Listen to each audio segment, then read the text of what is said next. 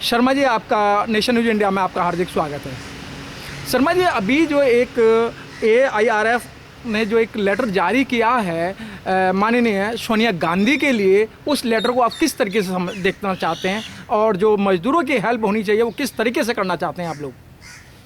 मैं BC Sharma, joint general secretary, national federation of Indian railway man, इस बात को कहूँगा कि मिस्टर शिवपाल जो है वो JCM का लीडर है, उसको इन बातों के अंदर स्टेटमेंट ये ऐसी नहीं देनी चाहिए। हमारा वर्किंग क्लास से मतलब है, हमारा राजनीति में अगर हम एक दूसरे को अप करने डाउन की करेंगे तो वो जो है अच्छी बात नहीं है। सोनिया गांधी ने जो स्टेटमेंट दी है ये भारत सरकार की स्टेटमेंट के ऊपर है। भारत सरकार ने लिखित में आदेश दिए हुए हैं कि जब भी ये अनऑर्गेनाइज सेक्टर की लेबर एक जगह से दूसरी जगह रेलवे के द्वारा जाएगी, उनसे कोई पैसा नहीं लिया जाएगा। उसी पे जब ये शुरू बात हुई तो उस पे जो है सोनिया गांधी ने एक स्टेटमेंट दे दी कि अगर नहीं है तो कांग्रेस पार्टी के जो नेता है स्टेट के, वो उसको टॉलरेट करेंगे। इसके अंदर भी कांग्रेस पार्टी को ये चाहिए था, जो स्टेटें में काम करती हैं उसको आगे बढ़ के उन प्रवासी मजदूरों की किराए को ना देखते हुए मदद करनी चाहिए थी। दूसरा, प्रधानमंत्री जी की अपील के ऊपर जो रेलवे कर्मचारी खून पसीना अपनी ज़िंदगी, जो परिवार की ज़िंदगी को हथेली पर रख के ड्यूटी कर रहा है और निस्वार्थ सेवा कर रहा है, रिस्क ले रहा है अपनी जान का, उन्होंने एक दिन का वेतन जो है 146 करोड़ रुपया जो है प्रधानमंत्री फंड के अंदर दिया, जबकि उनसे ये पैसा लेने का कोई औचित्य नहीं। जो अपना शरीर, अपना जीवन दे रहे हैं बिना परवाह किए हुए, जो सैनिक की तरह काम कर रहे हैं इस देश को महामारी से बचाने के लिए, फिर भी रेलवे कर्मचारी ने आगे बढ़ के उनका सहयोग किया। तो इस तरह से मज़दूरों से हम बहुत सारी सब्सिडी देते हैं। बहुत सारी रेलवे के अंदर जहां 20% भी अर्निंग नहीं है, उस एरिए को में भी रेल चलाते हैं। इस आपदा के अंदर जो हमारे भाई कर्मचारी किसी भी प्राइवेट अदारे में काम करते हैं या दूसरे अदारे में अपने परिवार के साथ जाना चाहते हैं, उसमें हमें जैसे दूसरी संस्था काम कर रही हैं, योगदान दे रही हैं, कोई पैसा नहीं दे रही हैं, खाने पीने की चीज़ें दे रही हैं, उसी तरह भी देश को, प्रधानमंत्री जी को इतने कोष के अंदर इतना पैसा आ चुका है, उनको फ्री ऑफ कास्ट जो है वो यात्रा करानी चाहिए। रेलवे को ये आदेश देना चाहिए। रेल मंत्री और प्रधानमंत्री के मुंह से जो रेलवे कर्मचारी और परिवार और डॉक्टर, पुलिस, दूसरे कर्मचारी सेवा कर रहे हैं, उनके लिए एक बार भी ये कोई शब्द नहीं निकला कि वो अपनी ज़िंदगी को लेके बहुत बड़ा योगदान कर रहे हैं। ये बड़ी दुख की बात है। और इस तरह की एक ट्रेड यूनियन नेता को स्टेटमेंट दे देना कि इस नेता ने जो है अच्छा नहीं किया, राजनीति करना ये गलत है। ऐसी राजनीति किसी को भी, ना हमें ना उनको राजनीति नहीं करनी चाहिए।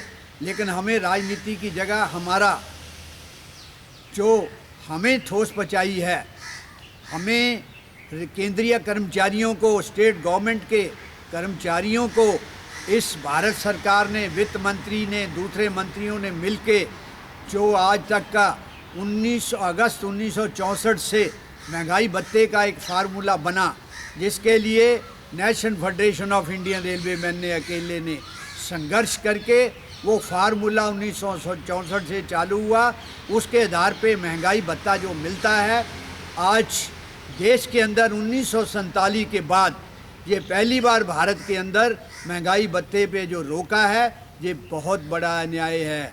JCM के सेक्रेटरी को, मिस्टर शिवपाल को आगे आके इसके लिए क्या एक्शन लेना है, जो डिफेंस है या दूसरे है या रेलवे कर्मचारी है, केंद्रीय कर्मचारी है, जो स्टेट गवर्नमेंट के कर्मचारी है, जो उनके ऊपर ये अन्याय हुआ है, उसके लिए आगे हमें होना चाहिए।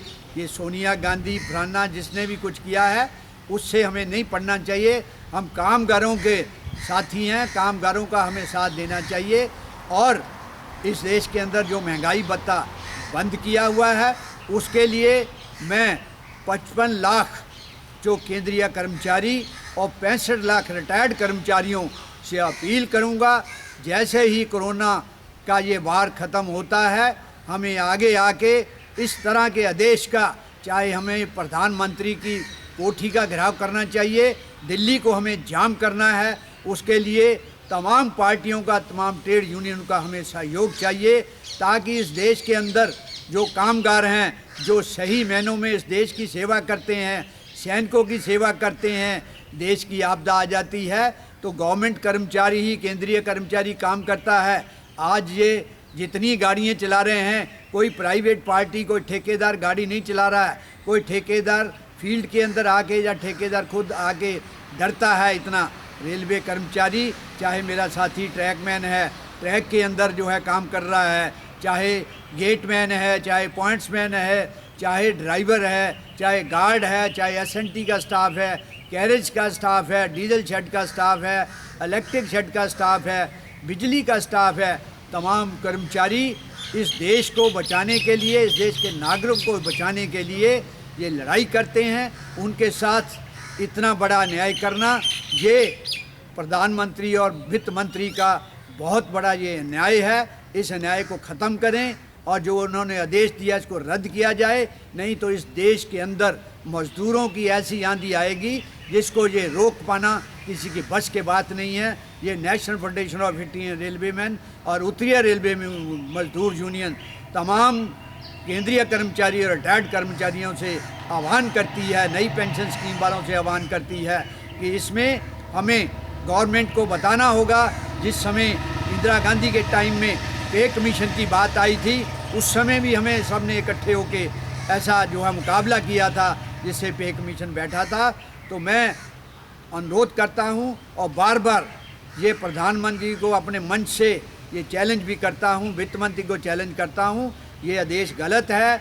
जो डीए का इसको वापस लें और इस देश के नागरिकों का सहायता ले रहे हैं। अगर देश नहीं रहेगा, नागरिक नहीं रहेगी, जनता नहीं रहेगी तो कोरोना से ख़त्म हो जाएगी। जो तरीके अपनाए हैं तो इस देश की ऊपर नेता भी कहाँ रहेंगे। तो अंत में मेरा शर्मा जी, मैं आपको रोकूंगा। शर्मा जी, जिस तरीके से ये आपदा चल रही है और सरकार ने ये भी नहीं देखा कि इस लॉकडाउन के अंदर जो रेलवे कर्मचारी या केंद्र कर्मचारी जो काम कर रहा है, एक भी बार ध्यान से उनके बारे में नहीं सोचा, एकदम अध्यादेश पारित कर दिया, आदेश पारित कर दिया कि जितने भी उनके जो चाहे महंगाई भत्ता है, अन्य जो बेनिफिट है वो एकदम काट दिए। उससे सारे कर्मचारियों के दिल के अंदर आहत पहुंच चुकी है और जो काम कर रहे हैं, काम करने का मन नहीं कर रहा है। ये बात बिल्कुल सही है। हम देश के लिए नेशनलिटी समझते हुए मेरे रेल कर्मचारी और दूसरे अदारों में पुलिस कर्मचारी, मेडिकल कर्मचारी, बिजली वाले, सारे विभाग के कर्मचारी ड्यूटी दे रहे हैं नेशनलिटी समझते हुए। लेकिन इन्होंने जो तरीका अपनाया है, मन से जो है खुश होके जो है अपनी ड्यूटी नहीं कर रहे हैं और दिल के अंदर एक पीस है उनके अंदर कि हमें काम करने का, इस आपदा को रोकने का, संघर्ष करने का ये इन्होंने सिला दिया है, ये अवार्ड दिया है कि हमारा महंगाई भत्ता रोक दिया है। आज हमें जो कुछ मिलता था पेंशनरों को, जो ओल्ड एज हो जाते हैं, सारी जवानी दे जाते हैं, जो बुढ़ापे तक जो आके इस देश की सेवा करते हैं, एक ही दो उनको साल में किस्तें मिलती हैं जिससे पेंशन बढ़ती है। और वो जो है लास्ट एज में बीमारियाँ हो जाती हैं, बुढ़ापा आ जाता है, यही एक सहारा होता है।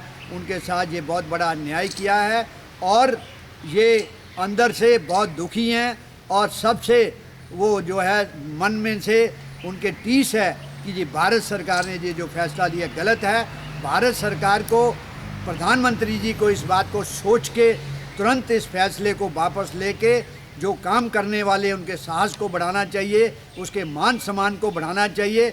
बल्कि जितने भी जो है इस देश के नागरिक किसी अदारे में काम करते हैं उनको अवार्ड देना चाहिए कि इस कोरोना को रोकने के लिए, भारतवर्ष को बचाने के लिए जो अपना जो है वो ड्यूटी दे रहे हैं।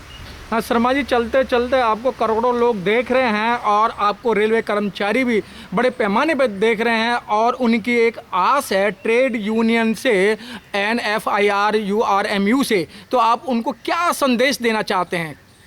मैंने तो पहले भी कहा कि अब फिर कह रहा हूँ मैं कि अगर ये आदेश वापस नहीं होंगे, मैं 65 लाख रिटायर्ड कर्मचारियों से मेरा अनुरोध है, अभी से ये सोच लें, दिल्ली को हम जाम करेंगे, प्रधानमंत्री और वित्त मंत्री की कोठी को रोकेंगे और गाड़ियों के आगे भी हमें कोई कुर्बानी देनी पड़ेगी। ये हमारा नोटिस समझ के ये गवर्नमेंट जो है, भारतीय रेलवे, पीयूष जी रेल मंत्री जी जो बार बार बातें करते हैं रेलवे को प्राइवेट नहीं करेंगे, आज रेलवे के अंदर अगर रेल कर्मचारी ना हो, आप जो है ये जो सामान जा रहा है लोगों नागरिकों के लिए, ये जा नहीं सकता। जिस दिन रेलवे कर्मचारी खड़ा हो जाएगा, कोई आपदा जो है उस आपदा को रोक नहीं सकेगा। तो तमाम कर्मचारी, रिटायर्ड कर्मचारी और इस बात के लिए तैयार रहें कि अगर ये आदेश वापस नहीं होते, इसके लिए हमें सड़कों पे उतरना होगा, गाड़ियों और लोगों ये एमपीज़ का घेराव करना होगा, रेलगाड़ी भी रोकनी होगी। तो हम रोकेंगे, उसके लिए हम सबसे आगे आएंगे। बहुत बहुत धन्यवाद सर।